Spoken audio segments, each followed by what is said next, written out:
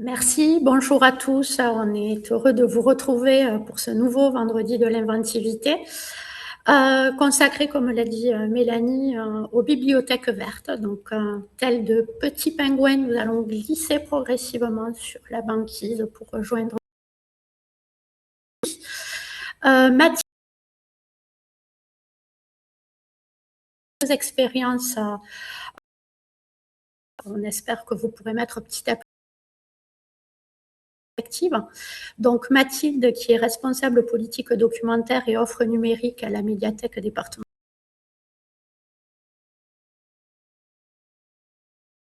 des bibliothèques vertes, dans une démarche de transition écologique. Et Guillaume, qui est bibliothécaire coordinateur des publics collégiens à la médiathèque départementale de l'Hérault, pour un projet qui s'appelle le projet Oasis CDI, qui est un exemple d'évolution du CDI vers un espace qui est plus vivant, qui est inclusif et qui est connecté, totalement connecté aux enjeux contemporains. Donc, on va commencer avec toi, Mathilde, si tu le veux bien, pour nous présenter la démarche globale de ta structure pour cette démarche de transition écologique. Alors bonjour à tous et toutes et merci Sylvie et merci à Mélanie, à l'agence Occitanie Culture qui nous propose ce temps d'échange sur une thématique qui nous traverse tous et toutes, c'est sûr. Comme tu le disais en introduction, Mélanie, on est en plein dedans, de plus en plus tôt dans l'année. Voilà ce que je vous propose au niveau de la bibliothèque départementale, c'est de vous faire un retour sur notre travail, sur notre expérience, sur justement ces enjeux de transition écologique, comment on s'en est emparé au niveau de la bibliothèque départementale et comment ce qu'on peut mettre aujourd'hui, quel a été le terreau qui a permis de favoriser les actions qu'on peut mettre aujourd'hui en place. Donc, le premier de ces fondements qui nous a permis de démarrer, c'est vrai qu'un de nos atouts, c'est que notre département s'engage déjà sur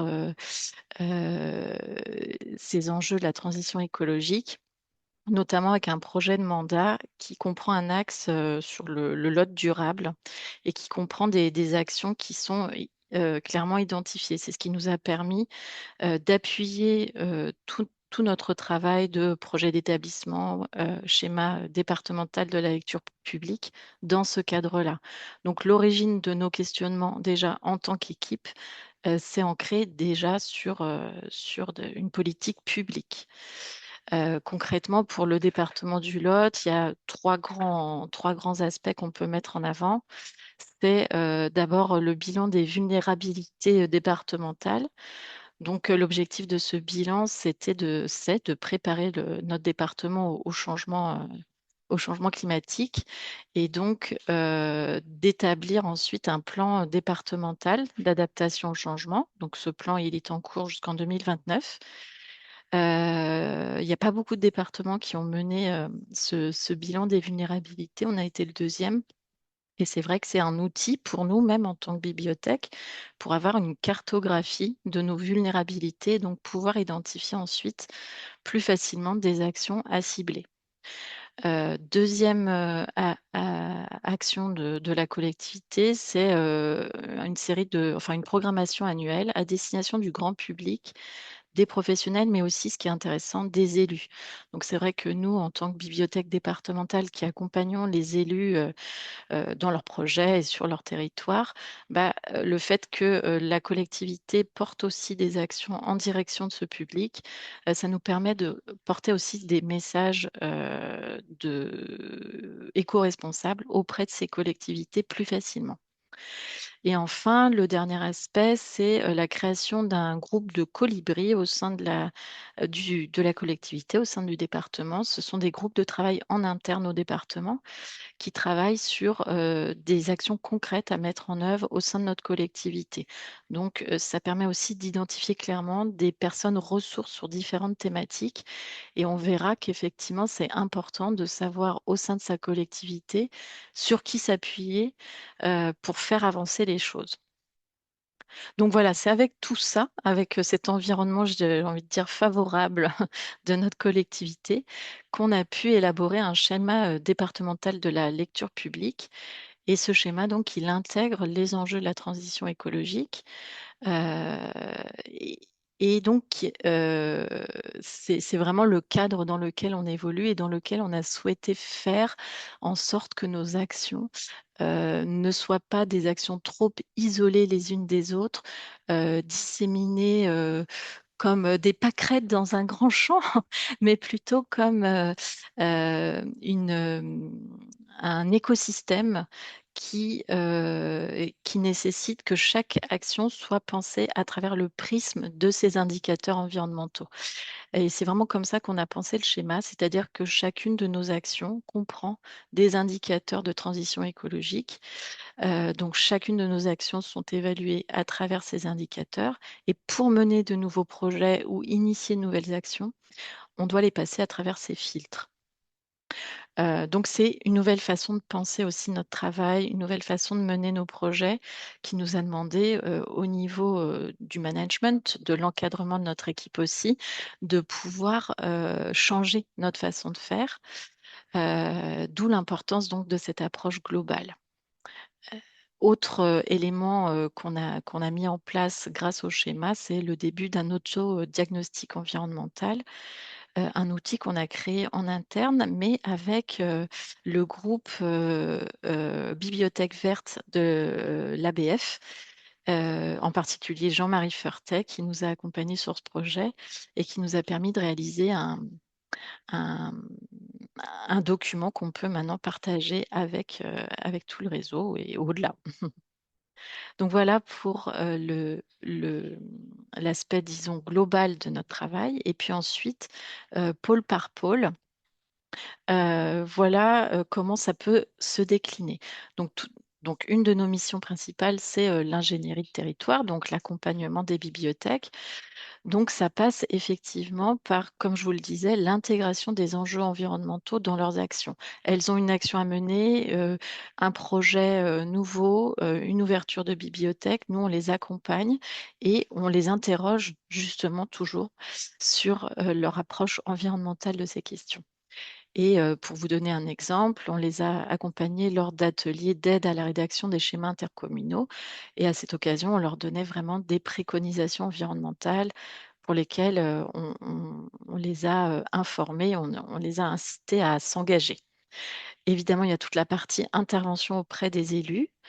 Et plus spécifiquement, ensuite, c'est vraiment le travail quotidien des référentes de territoire qui, par leurs conseils, par les fiches pratiques, par le fait qu'elles mènent des ateliers directement sur les territoires, elles portent vraiment ce discours et puis aussi elles nous font remonter les besoins des bibliothèques, les difficultés qu'elles rencontrent pour que nous, on puisse aussi y répondre, toujours dans cette démarche de développement de nouveaux outils qui répondraient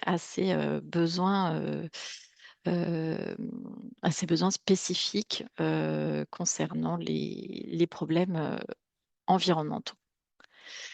Voilà, sur les collections, plusieurs points de changement assez importants. C'est là où on voit quand même le plus la transformation de nos usages. On a vraiment essayé de repenser notre chaîne de circuit et de traitement du document. C'était dans ce sens-là que je pense que ça illustre assez bien cette démarche globale où on essaye de pas trop se disperser, mais de proposer un fonctionnement renouvelé sur des bases euh, euh, oui, pardon, excusez-moi.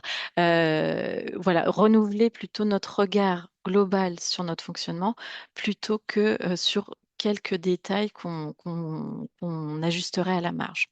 Donc concrètement, ça veut dire qu'on a revu tout le circuit de traitement et de diffusion de nos collections.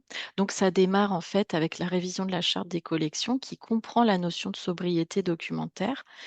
Donc, cette notion de sobriété, c'est vraiment un des quatre piliers de notre politique documentaire qui consiste à s'interroger sur les usages potentiels d'un document avant qu'on l'achète. On essaye évidemment de, comme tout le monde, mais vraiment de s'interroger sur le besoin qu'on peut imaginer, enfin qu'on peut supposer de la part de nos utilisateurs, et puis ensuite de s'interroger sur quel équipement, quel entretien ce document va avoir besoin.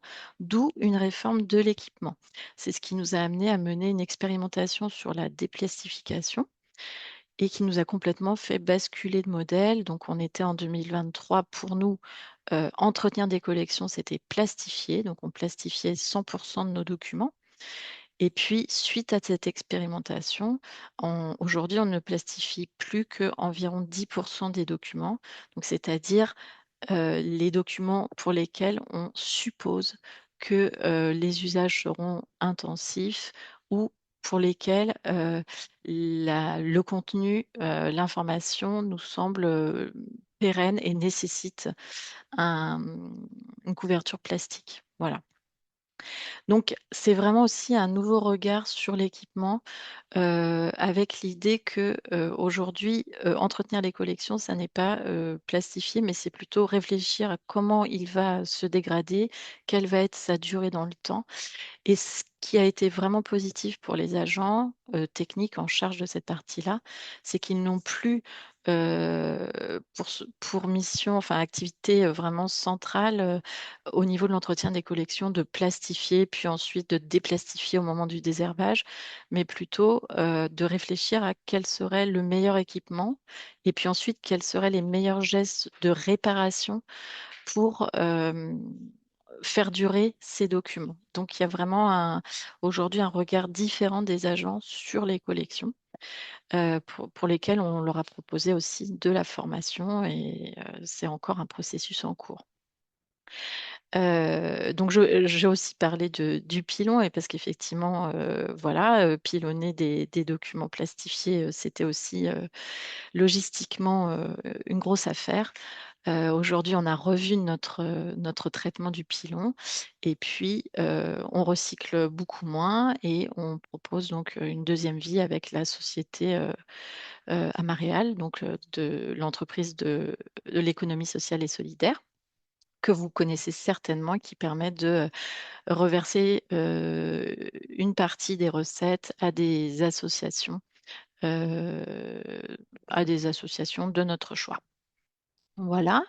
On a évidemment aussi un fonds consacré aux questions de la transition écologique qui suivent vraiment deux grandes voies. La première, c'est une information exacte et scientifique sur la réalité climatique, mais aussi la volonté d'identifier des textes qui permettent d'ouvrir des imaginaires un peu positifs. Donc voilà, on essaye de favoriser la littérature solarpunk qui permettent d'envisager des futurs un peu réjouissants. Voilà. Et puis, il y a la partie critères environnementaux dans les marchés publics, même si bien sûr, on sait tous qu'on est quand même limité dans ce qu'on peut faire, mais enfin, il y a toujours des petites choses qu'on peut essayer de mettre en place. Pour le numérique, là, pour moi, c'est vraiment le point faible de la démarche qui nécessiterait vraiment un plan beaucoup plus développé. À l'heure actuelle, il me semble, en tant que bibliothèque, qu'on n'a pas vraiment la main sur les outils qu'on propose, puisque bah, on n'est pas à la conception des outils, à la conception des sites, à la conception des ressources. Par contre, ce qu'on peut faire à notre niveau, c'est bah, déjà d'être sobre dans notre politique d'achat de matériel, d'être vraiment au plus près de ce qu'on pense avoir besoin et de ne pas acheter pour avoir une offre volumineuse, hein. C'est vraiment comme dans l'esprit de la sobriété documentaire pour nos collections. L'esprit, c'est d'avoir moins mais mieux, voilà, avec cette idée qu'on mutualise au maximum les ressources. Donc, on est, en tant que bibliothèque départementale, on favorise du mieux possible le prêt de notre matériel informatique pour les collectivités pour qu'elles n'aient pas à s'équiper elles-mêmes. Et puis, il y a aussi évidemment la formation des bibliothèques et des utilisateurs de notre médiathèque numérique sur les bonnes pratiques numériques, par exemple sur l'intérêt du téléchargement par rapport au streaming sur de la vidéo. Autre point important pour une bibliothèque départementale, c'est la desserte. C'est l'importance évidemment de structurer les réseaux pour faire en sorte que on ne démultiplie pas les lieux de desserte, avec aussi la possibilité de travailler sur la décarbonation de nos véhicules. Donc tout ça, c'est plus propre à un travail avec des bibliothèques départementales, mais en tant que réseau intercommunal, je pense qu'on partage aussi les mêmes préoccupations. Sur l'action culturelle et la formation, heu, pour vous illustrer un petit peu, justement cette, démarche d'instiller, les enjeux environnementaux dans l'ensemble de nos actions, de nos projets, voilà ce que ça peut donner, par exemple, sur nos journées professionnelles. Donc chaque année, on organise une journée pro et il y a toujours un atelier qui est consacré, aux enjeux de la bibliothèque éco-responsable. Donc par exemple, cette année, on va, puisqu'on travaillera sur, la réinvention des espaces des bibliothèques, on va travailler sur le réemploi mobilier, à nouveau avec la commission, bibliothèque, verte de l'ABF. Donc c'est une occasion là de vraiment toucher une très large partie de notre réseau. Ensuite, on mène également, ce qu'on appelle des idées PIF, c'est-à-dire des ateliers très pratico-pratiques à destination de notre réseau, où on les aide à prendre en main notre autodiagnostic environnemental, ou par exemple, on les aide aussi sur leur réflexion sur, l'entretien des collections, et donc tous ces enjeux donc de plastification et cetera. On est également en charge en tant que bibliothèque départementale de la formation initiale. Donc on a repris, tout notre parcours de formation pour permettre, la prise en compte des enjeux environnementaux dans l'ensemble, des thématiques et des compétences qui sont abordées. Et puis après, très, très concrètement, quand on organise un événement, bah, il y a évidemment la rationalisation de, ce qu'on peut mettre en place, donc déplacement et mobilité des intervenants, les repas végétariens et locaux, le réemploi de la vaisselle et cetera, gestion des déchets, la cantine des poules, enfin voilà, vous connaissez toutes ces petites initiatives qui permettent un peu d'alléger notre impact environnemental. Voilà, donc il reste énormément de choses à faire, bien sûr, et c'est un processus permanent. Et justement, ce qui est vraiment important pour nous, c'est que l'ensemble de l'équipe puisse agir euh, à tous les niveaux de leurs activités. Mais disons qu'en priorité, ce qu'on voudrait faire, bah, c'est arriver à finaliser notre diagnostic environnemental et formaliser un plan d'action annuel. Ensuite, évidemment, bah, voilà, le numérique responsable reste à mon avis, un gros nœud dans notre chaussure. Donc, ça comprend aussi la refonte de nos sites et de nos portails. Il y a le volet communication sur l'action culturelle, un gros volet intéressant à creuser. Continuer sur notre démarche de validation des projets selon les critères environnementaux, le travail sur nos collections. On va avoir des grands travaux sur un de nos sites. Donc là, pour vous donner un exemple, on est vraiment sur l'idée du réemploi de mobilier au maximum. On va également la sortir notre guide pour un entretien éco-responsable des collections, qui sera évidemment à destination de notre réseau, puisqu'on a déplastifié donc de façon automatique. Le réseau est concerné par cette nouvelle mise en place. Donc, on les accompagne aussi pour que pour eux, ce soit facile comme changement. Et bien sûr, bah, on s'implique dans les commissions professionnelles et interprofessionnelles de notre territoire et national pour bah, continuer d'être en veille et de participer à ces débats. Voilà pour ma part. Je vais passer la parole à Sylvie. Alors, Merci. merci beaucoup Mathilde pour ce témoignage qui a été abordé de manière globale.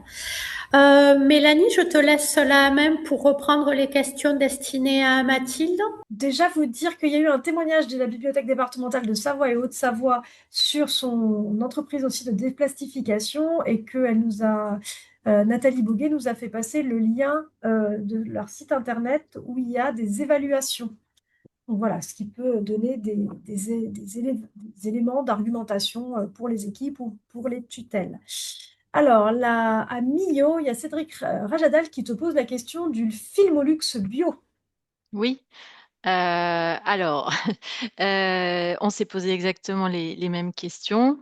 Qu'est-ce qu'on fait avec ce qu'on appelle le biosourcé, qui est en fait un extrait de canne à sucre? On s'est posé la question de faire venir la canne à sucre de l'autre bout de la planète. Voilà, contrairement à du polyester, donc produit pétrole, produit canne à sucre. En fait, ça nous a beaucoup aider à comprendre qu'à chaque fois qu'on fait des choix, il faut accepter que le choix ne soit pas parfait et que chaque action, en fait, a forcément un impact, quel qu'il soit.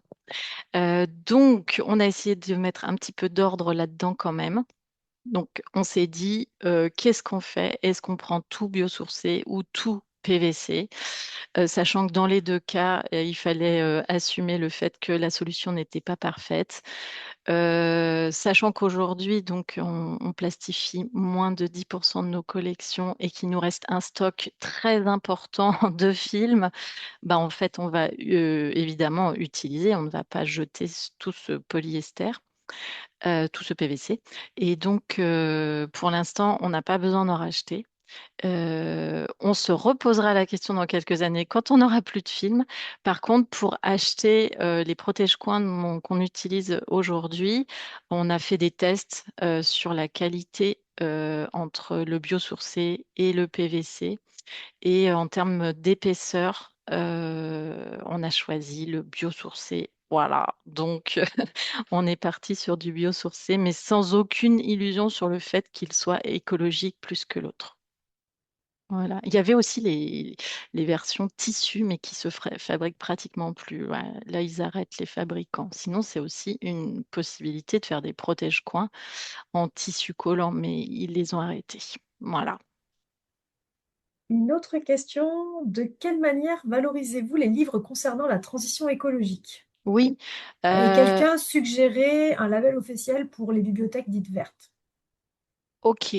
Alors, pour nos collections, c'est ça la question, comment on les valorise? Oui, Ouais, ok. Évidemment, nous, on n'est pas une bibliothèque ouverte au public, donc il s'agit surtout de le valoriser auprès de nos partenaires dès lors qu'on a des échanges avec eux. Donc, c'est beaucoup du conseil en direct au moment des choix, de les accompagner, de les conseiller sur leurs besoins et de les inciter à emprunter ce type de document. Ensuite, dans nos collections, actuellement, on en fait des coups de cœur sur les réseaux, sur notre site, etc. Donc, on le valorise comme ça. Mais on ne s'est pas décidé sur une identification particulière de ce fonds. Euh, Aujourd'hui, on n'est pas convaincu que ce sera le plus porteur pour notre réseau. Donc, on attend d'avoir les bons arguments pour l'un ou pour l'autre. Donc aujourd'hui, le signal. Alors évidemment, on pourrait faire un signalement soit par une cote, soit par des gommettes ou etc. Mais aujourd'hui, on s'en tient surtout à de la valorisation dans le magasin, sélectionnée par les responsables documentaires, comme je vous le disais, et dans l'échange avec les bibliothèques qui viennent sur place, parce qu'on n'est pas, comme je vous le disais, donc convaincu que le fait de mettre une gommette, ça suffirait en fait pour les inciter. Voilà. merci. Euh, alors, il y a quelqu'un qui pose la question de qu'est-ce que tu entendais par réinventer l'espace des bibliothèques avec des Ah ouais. exemples concrets. Ça, j'imagine que c'est la future journée Ouais, professionnelle. Bon, allez, tu as le c'est droit à ça, faire c'est ton ça. teasing. Ouais, ce sera au mois de novembre. C'est donc la journée professionnelle qui cette année sera consacrée à cette thématique-là. Et donc globalement, on va aborder toutes ces questions de classification, d'aménagement dans l'espace, d'accueil, de mobilier, de signalétique.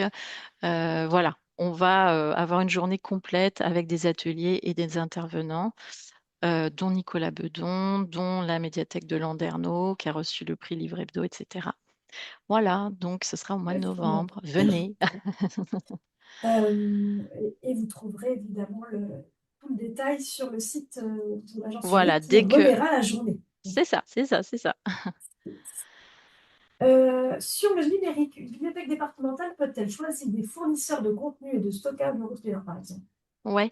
Euh, alors là, pour moi, la réponse, elle se situe au niveau des marchés publics. C'est là-dedans qu'on peut exiger que les serveurs soient hébergés en Europe.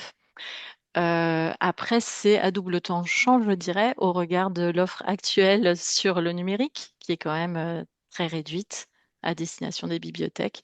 Donc attention, si vous mettez des critères aussi restrictifs, le risque pourrait être que vous n'ayez pas de candidats qui répondent s'ils ne sont pas hébergés en Europe. Faudrait que je m'en assure, mais il me semble bien que nos fournisseurs à nous sont bien en Europe. Quant à nos serveurs, ils sont hébergés en France, nos serveurs au niveau de nos sites. Ouais. Et une question plutôt liée aux ressources. Le guide pour l'entretien éco-responsable des collections sera-t-il accessible pour les autres médiathèques sur votre site? Bien sûr, il y a une boîte à outils sur le site de la bibliothèque départementale avec une rubrique bibliothèque verte. Et dans cette boîte à outils, vous pouvez trouver les choses qu'on met à disposition de notre réseau et qui sont tout à fait utilisables par tout le monde. Voilà. Une dernière question. Est-ce que tu utilises une plastifieuse pour tes affiches? Non. Non, on est vraiment sur non, non, non, non, non. On n'utilise pas de plastifieuse pour les affiches. Ça, c'est sur le volet coms. Comme je le disais, on est un petit peu au début. On va plutôt réemployer le papier, voilà. Mais on ne plastifie pas nos affiches pour nos événements, etc. Si c'était ça la question, ouais. Ouais.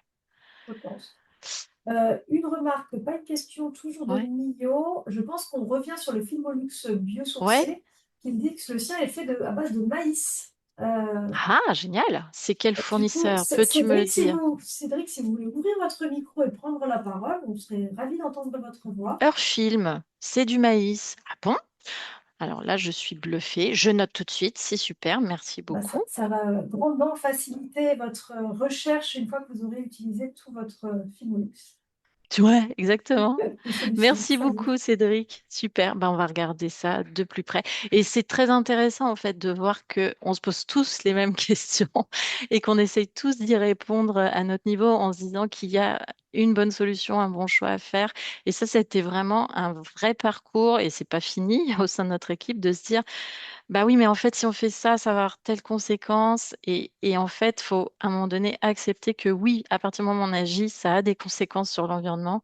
Il faut juste se dire qu'est-ce qui est acceptable pour nous aujourd'hui en termes d'impact. Est-ce que cette action-là, l'impact que ça a sur l'environnement, il est acceptable au regard des effets qu'on en attend?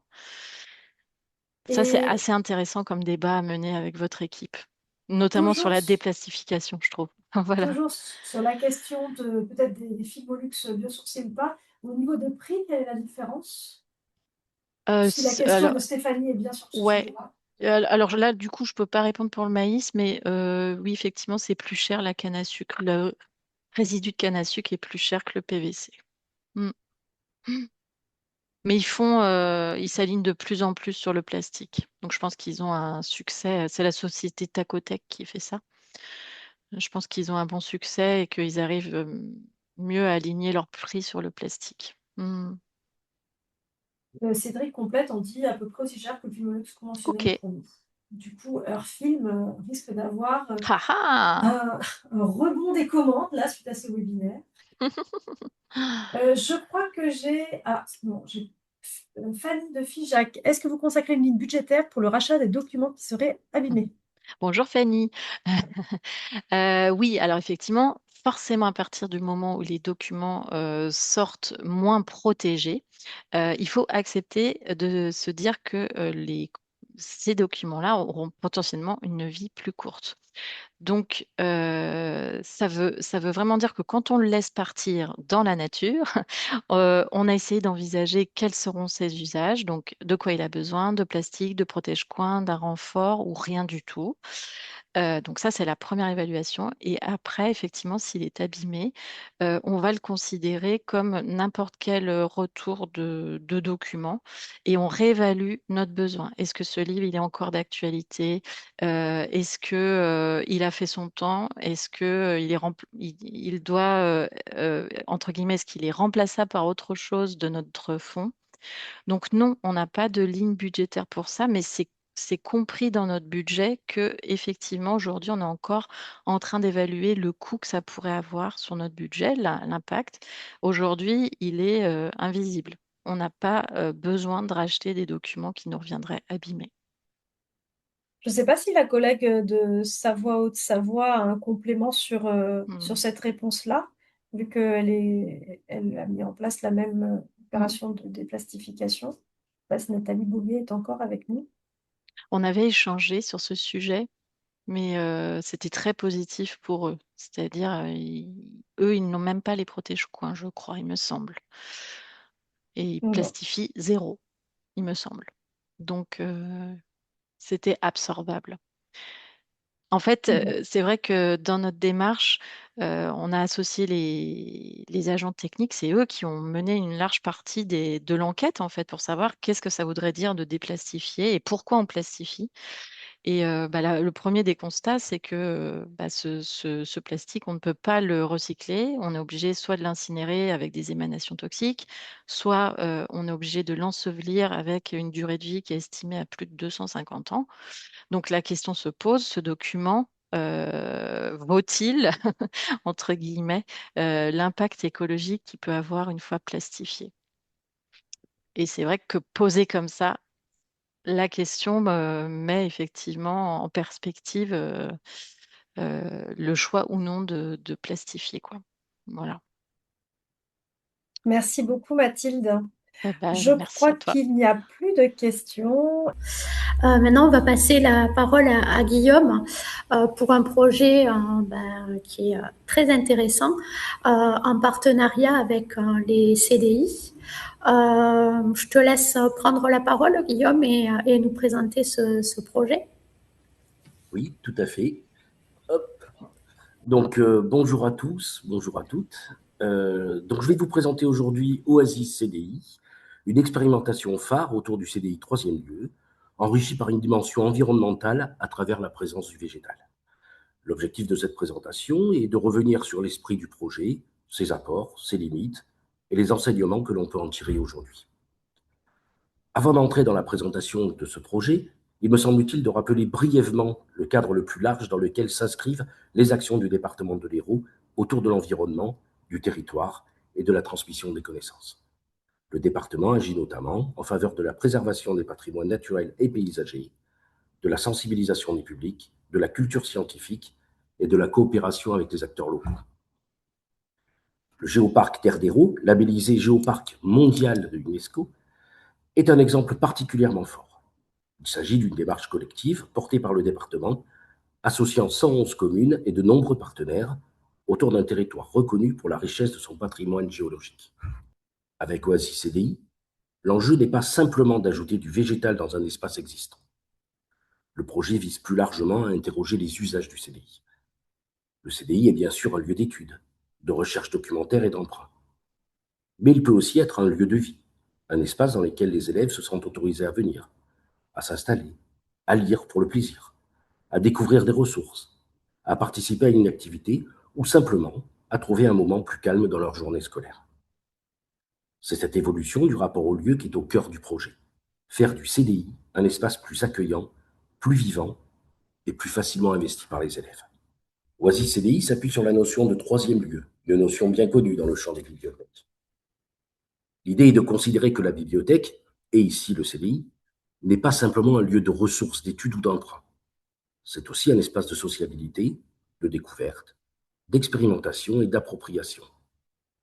Cette approche permet de regarder le CDI autrement, non plus uniquement comme un lieu où l'on vient chercher une information ou rendre un devoir, mais comme un espace dans lequel les élèves peuvent aussi se rencontrer, participer à une activité, découvrir des ressources autrement et construire progressivement leur rapport au lieu.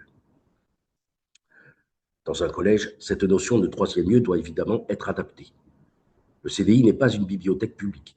Il reste un espace pédagogique, inscrit dans un établissement scolaire, avec des règles de fonctionnement, des objectifs éducatifs et des contraintes d'organisation.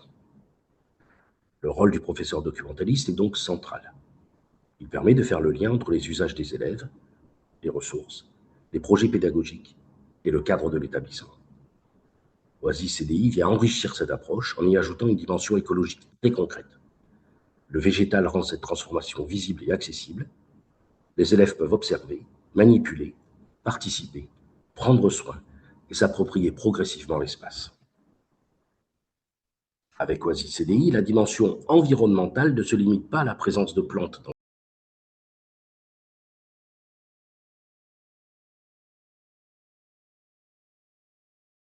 comprendre ses besoins, participer à son entretien, réaliser une bouture ou suivre son évolution dans le temps. Le choix de plantes sobres en eau, adaptées à un environnement intérieur, permet aussi d'aborder très concrètement des sujets comme la ressource en eau, l'adaptation au climat ou les conditions nécessaires au vivre. L'intérêt est de partir de gestes simples et accessibles pour rendre ces enjeux plus visibles, plus proches et plus faciles à comprendre pour les élèves. À partir de cette entrée végétale, plusieurs prolongements peuvent être imaginés selon les envies, les moyens et le contexte de chaque établissement. On peut penser à une grainothèque, à la réalisation d'un herbier, à la découverte de plantes locales, ou encore à l'identification d'espèces adaptées au climat méditerranéen et sobre en eau. On peut aussi imaginer une mise en valeur des ressources documentaires du CDI autour de l'écologie, du climat, de la biodiversité, ou encore des plantes comestibles et locales. Ces actions peuvent paraître simples, mais elles permettent de relier le CDI à des activités de recherche, d'observation, de lecture documentaire et de médiation. L'intérêt est que le végétal ne reste pas isolé dans l'espace. Il devient un point de départ pour explorer des ressources, produire des contenus, échanger et sensibiliser les élèves à des enjeux plus larges. Le projet Oasis repose aussi sur une logique partenariale. Le professeur documentaire est au cœur de la mise en œuvre, puisque le projet prend place dans le CDI. Il assure le lien avec les élèves, les usages du lieu et les ressources documentaires. Les enseignants, notamment de SVT, Sciences et Vie de la Terre, peuvent prolonger le projet sur le plan pédagogique autour du vivre, de l'eau, de la biodiversité ou de l'adaptation des espèces. La médiathèque départementale intervient sur ce qui relève directement de ses missions: les collections, la médiation, l'accompagnement culturel et méthodologique. D'autres services, comme les espaces verts ou la maison départementale de l'environnement, peuvent apporter une expertise précieuse sur le choix des plantes, leur innocuité, l'entretien ou les enjeux de biodiversité. L'intérêt de cette coopération, c'est de faire du CDI un espace véritablement transversal, à la croisée de la lecture, de l'éducation, de l'environnement et de la culture scientifique. L'expérimentation Oasis CDI a été menée dans 4 collèges de l'Hérault. Simone Veil à Montpellier, Voltaire à Florensac, Jean Perrin à Béziers et Les Pins à Castries. Les établissements n'étaient pas tous engagés exactement de la même manière. Certains CDI s'inscrivaient dans une démarche plus globale de troisième lieu, avec une réflexion sur l'accueil, la convivialité et l'appropriation du lieu par les élèves. D'autres ont permis d'expérimenter plus spécifiquement l'entrée par le végétal, notamment autour des plantes, de leur entretien et du bouturage. Aujourd'hui, cette première phase constitue surtout un retour d'expérience utile. Elle permet de mieux identifier ce qui suscite de l'intérêt, ce qui fonctionne, mais aussi les conditions nécessaires et les points de vigilance à anticiper. L'expérimentation a aussi permis d'identifier un point très concret, l'entretien des plantes. Dès que l'on introduit du vivant dans un espace scolaire, il faut anticiper son suivi. Il faut organiser l'arrosage pendant les périodes scolaires, prévoir des périodes de vacances ou de fermeture, et identifier les relais possibles dans l'établissement.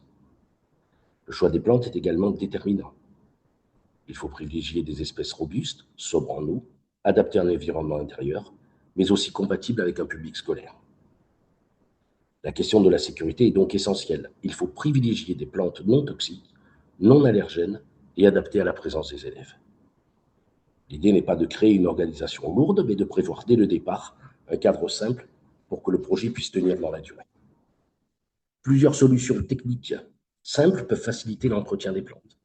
On peut penser aux bulles d'arrosage, aux hoyas à planter, aux pots à réserve d'eau, gel d'arrosage ou encore à des techniques très simples comme la laine imbibée. Ces solutions ne remplacent pas l'organisation humaine, mais elles peuvent la sécuriser. Elles permettent notamment de limiter les risques pendant les périodes d'absence ou de vacances. L'idée est de garder un projet léger, mais de ne pas le fragiliser par manque d'anticipation. Le végétal doit être pensé dans la durée, même avec une organisation très simple. Le projet Oasis CDI ouvre aussi des pistes pédagogiques. notamment en lien avec les programmes de SVT au cycle 4. Les plantes permettent d'aborder de manière concrète des notions comme le vivant et son évolution, les besoins des plantes, la circulation de la matière ou encore l'adaptation des espèces à leur environnement. Et l'intérêt du projet est aussi de sortir d'une approche uniquement théorique. Les élèves peuvent observer, expérimenter, comparer, suivre l'évolution d'une plante ou d'une bouture. Le CDI peut alors devenir un espace de production, carnet d'observation, fiches plantes, herbiers, recherches documentaires ou petites restitutions réalisées par les élèves. C'est une manière de relier les ressources du CDI, les disciplines et l'éducation au développement durable à partir de situations très concrètes. À l'issue de l'expérimentation, plusieurs pistes de développement avaient été identifiées. On pouvait imaginer un appel à projets auprès de collèges volontaires, une association plus forte des enseignants des SVT, ou encore un accompagnement par les services départementaux. Certains établissements avaient également manifesté leur intérêt, comme les collèges Frédéric Mistral à Lunel ou Max Rouquette à Saint-André-de-Sangonis. Il est toutefois important de présenter ces éléments pour ce qu'ils sont, des perspectives qui avaient été envisagées à l'époque et non un déploiement validé. L'intérêt principal aujourd'hui est donc de capitaliser les enseignements de cette expérimentation. Cette expérimentation permet de tirer donc plusieurs enseignements. D'abord, elle montre que le CDI peut être pensé comme un espace plus vivant, plus accueillant, plus inclusif, dans lequel les élèves peuvent trouver leur place autrement. Elle montre aussi que le végétal peut être un support de médiation très simple mais efficace. Il permet d'observer, de participer, d'échanger, de produire et de s'approprier progressivement le livre. Elle rappelle également que ce type de projet ne peut pas reposer uniquement sur une bonne idée de départ. Dès que l'on introduit du vivant, il faut anticiper l'entretien, identifier les relais possibles et s'appuyer sur une équipe ou des relais bien identifiés dans l'établissement. Enfin, l'expérimentation souligne l'importance des coopérations entre acteurs éducatifs et services départementaux. C'est précisément ce travail collectif qui permet de donner de la qualité et de la durée à ce type de démarche. Pour terminer, je voudrais mentionner une initiative actuelle autour du végétal, la bourse aux plantes organisée par le comité territorial de Montpellier. Cette initiative, intitulée « À vos pots, pré jardiner », repose sur des actions simples et conviviales, échange de graines, groupes de semis et de jeunes plants, ateliers de rempotage, partage de conseils et d'astuces entre participants. Elle est ouverte aux curieux, aux débutants comme aux jardiniers confirmés. C'est un point important parce que cela met en avant l'accueil, la participation et la transmission, même pour des personnes qui n'ont pas forcément de connaissances particulières en jardinage. Cette bourse aux plantes ne constitue pas une suite directe d'Oasis CDI. En revanche, elle montre que le végétal peut continuer à être un support concret de convivialité, de coopération et de sensibilisation au vivant dans d'autres cadres et sous d'autres formes. Finalement, Oasis CDI peut être présenté comme une expérimentation qui invite à penser autrement le CDI. À travers une entrée très simple, le végétal, le projet interroge les usages du lieu, la place des élèves, les formes de médiation possibles, les liens avec les apprentissages et les conditions nécessaires pour qu'un projet puisse s'inscrire dans la durée.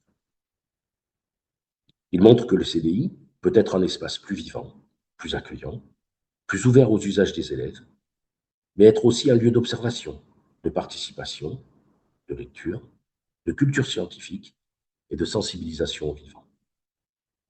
L'expérimentation rappelle aussi qu'un projet simple doit malgré tout être pensé dans son organisation.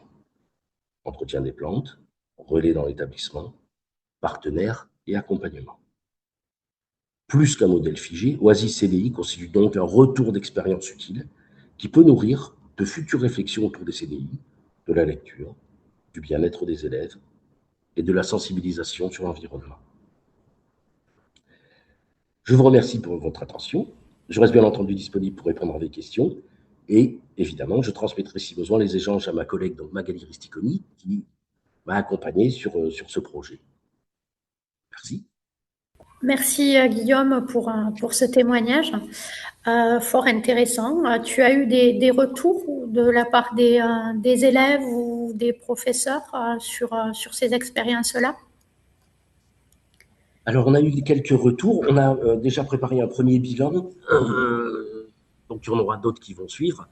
Pour l'instant, tout se passe bien. On est plutôt sur une première démarche d'appropriation par le professeur documentaliste, Et à la rentrée prochaine, on va pouvoir passer sur le deuxième volet, donc qui sera plutôt sur la partie apprentissage avec les professeurs.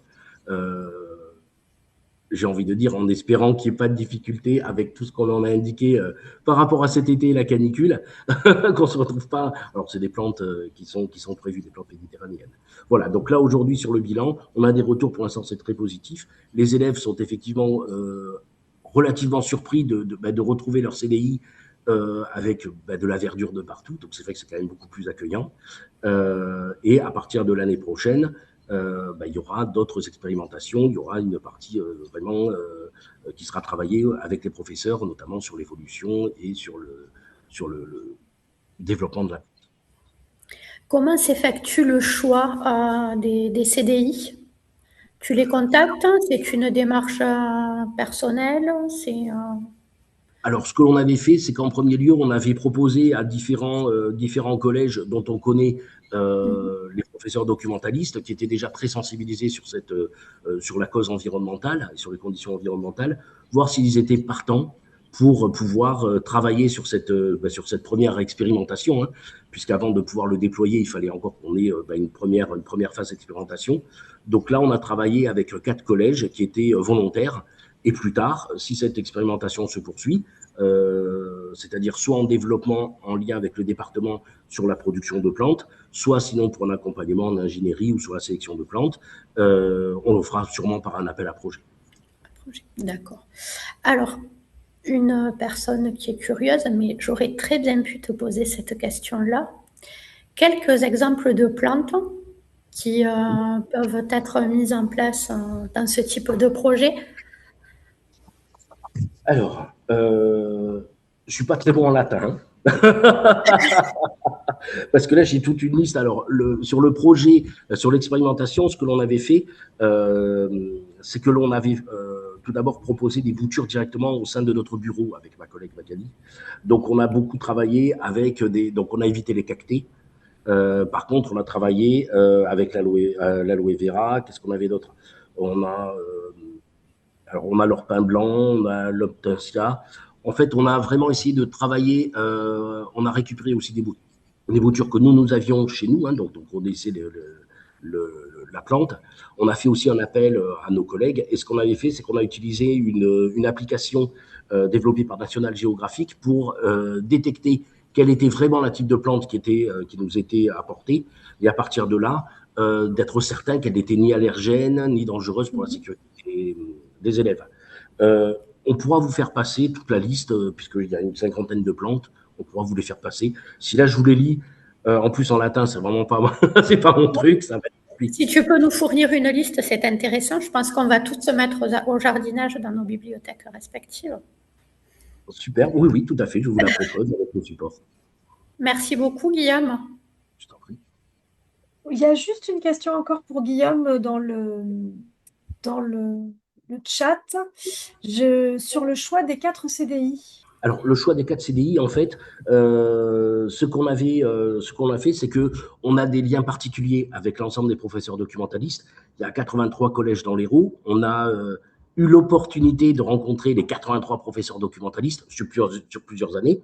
Et ça nous a permis d'échanger avec eux. Et on a dû sélectionner, le mot est pas très joli, on a échangé plutôt, et on a pu ainsi sélectionner 4 professeurs documentalistes qui étaient vraiment très intéressés par ce volet expérimental. Donc on les a sélectionnés de cette façon-là, sur un an pour pouvoir travailler sur les boutures, pour voir un petit peu comment ça fonctionnait, d'être certain qu'il n'y avait pas de difficulté non plus au niveau du principal, hein, du chef d'établissement, au niveau de la hiérarchie, que tout se déroule bien. Et là, si cette aventure se poursuit, pour la suite des collèges, on passera par un appel à projet. 83 collèges, on ne peut pas fournir 83 collèges en une fois, ce n'est pas possible.